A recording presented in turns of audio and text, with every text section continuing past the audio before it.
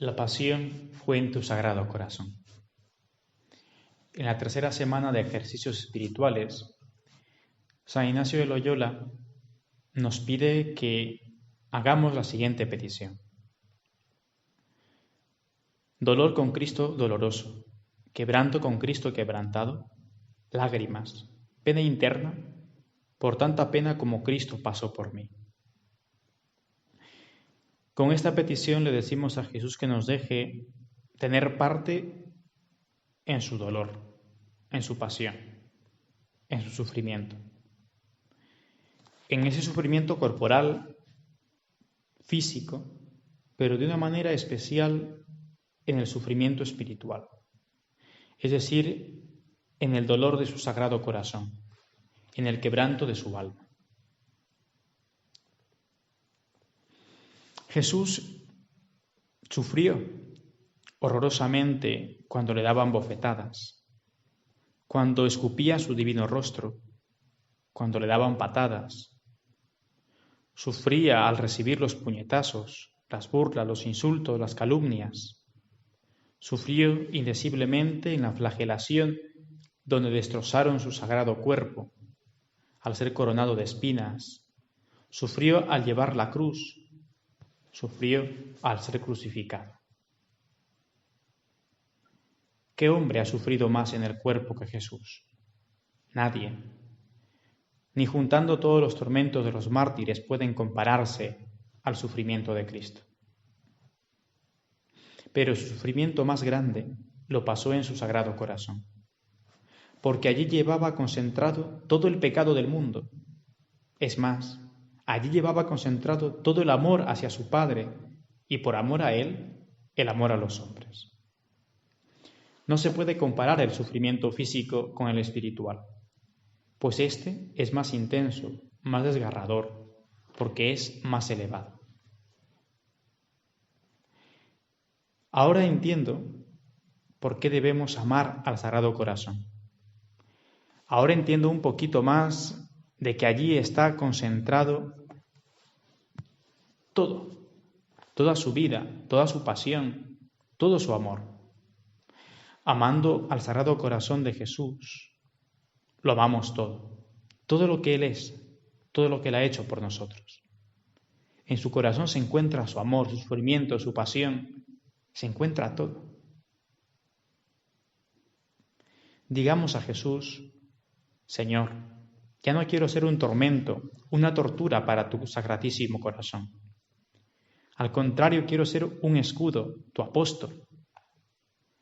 Ya no quiero posponerte al Barrabás de la vanagloria, de la soberbia, al Barrabás de dar gusto a mis ojos, a mi pereza, a mi lujuria.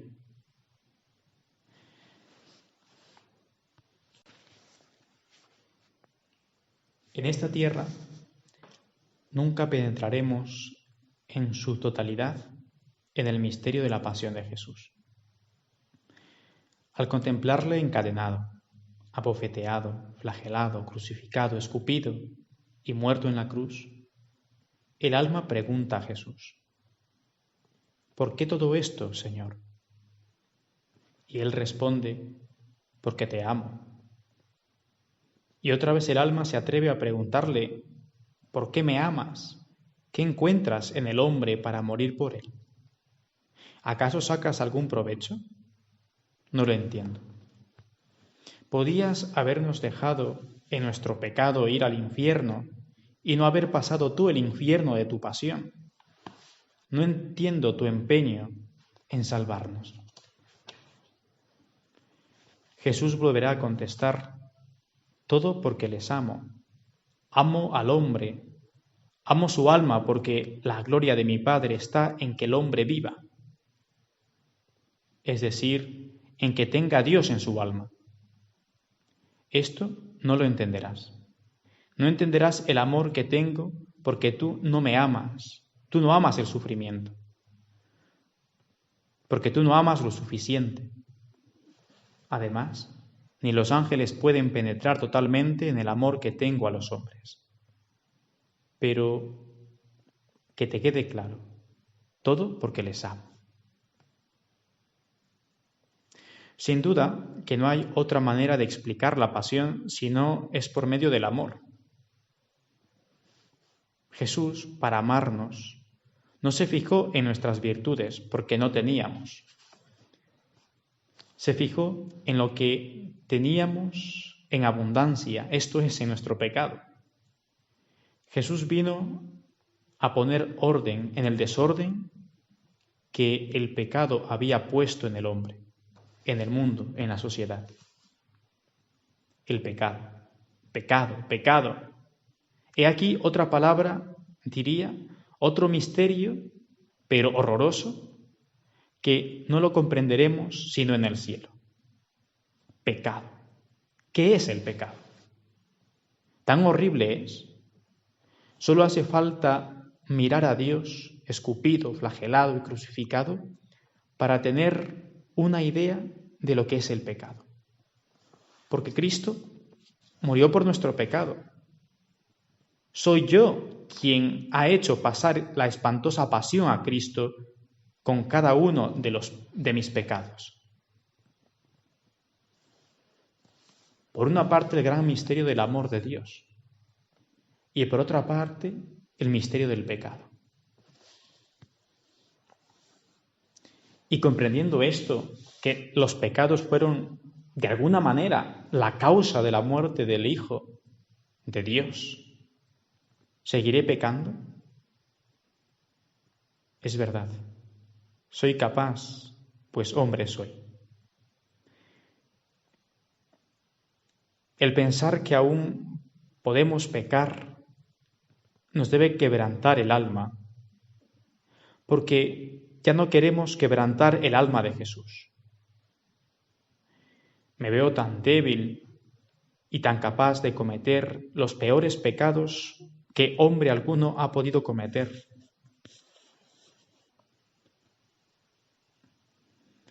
Al mirar a Jesús en la cruz, nos debe dar angustia. Angustia a mi alma y decirle a Jesús: Señor, tú eres mi fortaleza. O Jesús nos diría: yo soy tu fortaleza, abandónate en mi corazón. Esto nos debe consolar, tranquilizar, pues sabemos que Jesús no dejará de que pequemos si nosotros no queremos pecar.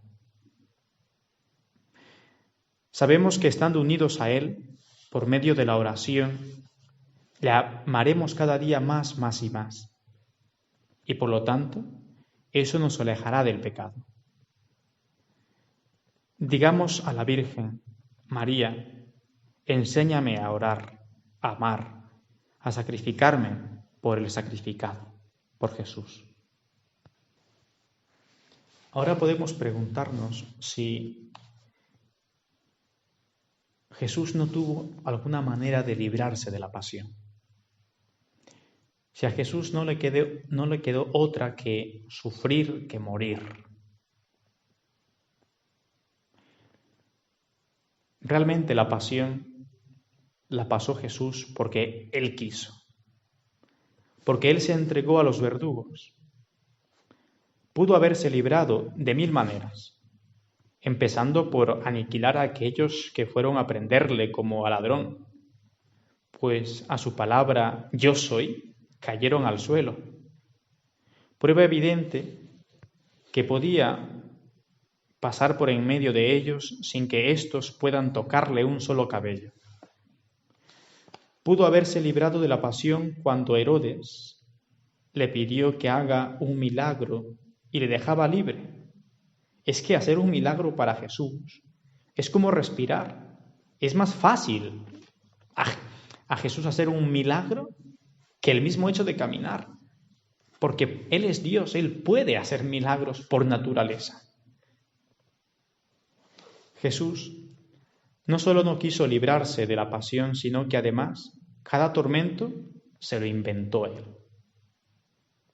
Los judíos, el Sanedrín, los romanos, no eran más que instrumentos para llevar a cabo la pasión, los tormentos que Él quiso pasar, sufrir. ¿Cómo entender esto? En primer lugar, Jesús no quiere librarse de la pasión, quiere pasarlo.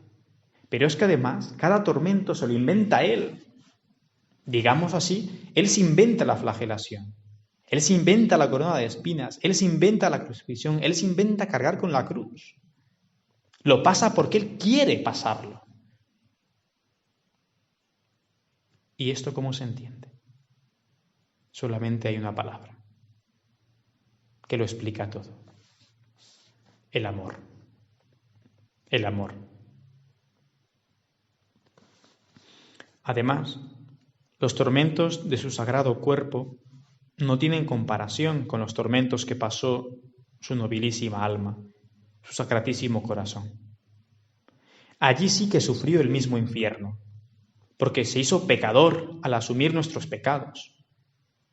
Sentía que de sus labios salían blasfemias, que su corazón purísimo tenía deseos impuros, que sus pensamientos eran impuros. Se vio homicida, violador, mentiroso, traidor, drogadicto, asesino, adúltero, abortista, injusto, maniático, pedófilo, sacrílego. Todos los pecados fueron sobre su corazón y él se sentía así de delincuente, así de pecador ante Dios. Sé que no pecó, pero todo este infierno de pecado lo asumió como suyo para satisfacer al Padre por todo ello. Y el Padre, que había aceptado el sacrificio, miró a su Hijo Jesús como a verdadero pecador, con todos los pecados mencionados y muchos más. ¿Qué hombre puede soportar toda la carga moral de esos pecados? Nadie, solo Jesús, pero agonizando. Por eso sufre, por eso agoniza en el huerto de los olivos. Y si no murió de desolación, de pena, de tormento espiritual, de agobio, al verse pecador, fue porque su divinidad le sostuvo, no quitándole el dolor, el tormento, sino dando vida a su cuerpo para que éste pasara los tormentos de la pasión. Tranquilamente Jesús hubiese podido morir de agonía en el huerto de los olivos, porque es insoportable llevar toda esa carga moral encima.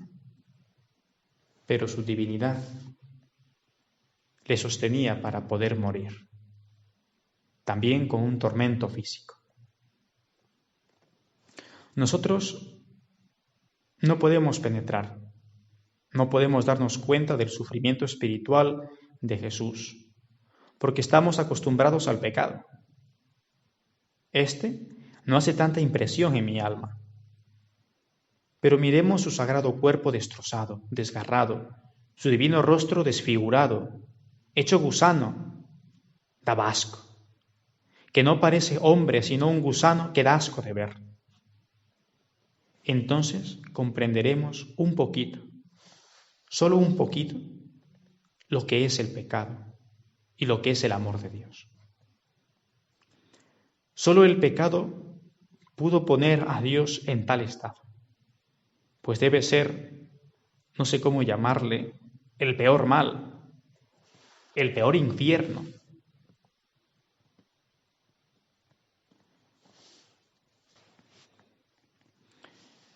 ¿Cuántas veces hemos sido aquel criado que se atrevió a darle una bofetada al divino rostro de Dios? ¿Se acuerdan cuando aquel criado se acerca y le da una bofetada a Jesús y le dice: así le hablas al sumo sacerdote? Dios mío, ¿cómo no le decapitó un ángel a ese criado? Era la primera vez que alguien te ponía la mano. Y tú, Jesús, respondes dulcemente. Qué distinto a nuestras reacciones, que ante una injusticia, ante una injuria que nos hacen, reaccionamos de la misma manera, con injuria, con injusticia. Tú, en cambio, respondes dulcemente: ¿en qué he faltado? Y si no he faltado en nada, ¿por qué me pegas?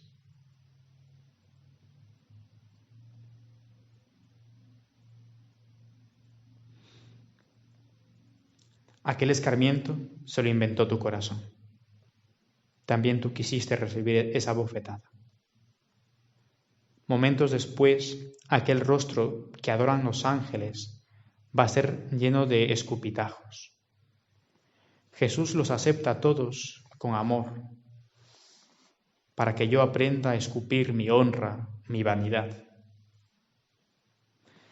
Algo consolador es que Jesús no haya ni siquiera mirado a Herodes. No le dijo nada, no le miró. Aquel impúdico hombre no merecía contemplar el rostro y los ojos puros de nuestro Señor. Con esto Jesús nos enseñó que repudia la impureza y ama las almas puras.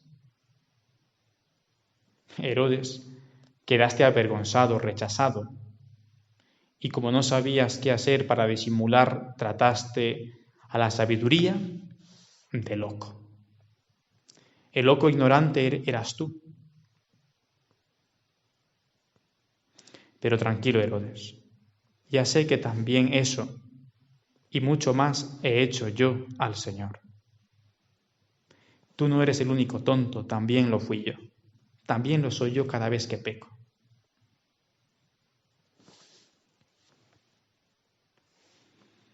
Recordemos esto siempre. La pasión de Cristo fue y es cuestión de amor por tu alma. ¿Y vamos a seguir negándole nuestra alma? Estaríamos locos si así lo siguiésemos diciendo. Y por último, consideremos a la Virgen, a María, nuestra Madre. No solo el Padre entregó a su Hijo para sufrir la pasión, sino que también su Madre María entregó a su Hijo al Padre para ser víctima por nuestros pecados. María siempre es la mujer del fiat, del hágase, ya sea para el dolor o para el gozo. Solo le basta saber si es o no la santísima voluntad de Dios para ofrecer, para sacrificar, para amar, para todo. María sufría, pero no se desesperaba. Lloraba amargamente, pero con la convicción de que unía su dolor al dolor del Redentor. Imposible explicar, penetrar, entender el dolor de María, pues grande fue su dolor porque grande fue su amor. María también me estaba redimiendo al unir sus sufrimientos a los sufrimientos del Cordero de Dios. Por eso ella es mi corredentora. Debo cuidar de María, pues Jesús me lo encargó antes de entregar su espíritu. He ahí a tu madre. Los deseos de un agonizante son los que más lleva en su corazón. Es lo que más ama. Debo complacer a Jesús cuidando de María, amándola y haciendo que la ame.